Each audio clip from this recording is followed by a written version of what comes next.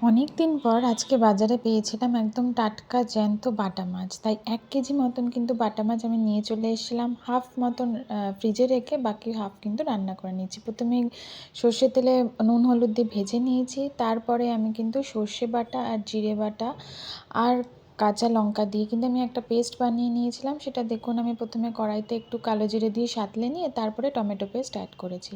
পরিমাণ মতন জল দিয়ে এবার কিছুক্ষণ ফোটার জন্য রেখে দিয়েছি। তারপরে ভাজা মাছগুলো কিন্তু দিয়ে দিয়েছি আর লাস্টে দিয়েছি ধনেপাতা কুচি।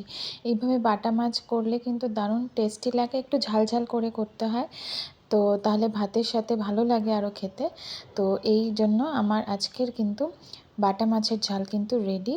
কেমন লাগলো এই ছোট্ট ভিডিও নিশ্চয়ই কিন্তু কমেন্টে জানাবেন। ধন্যবাদ।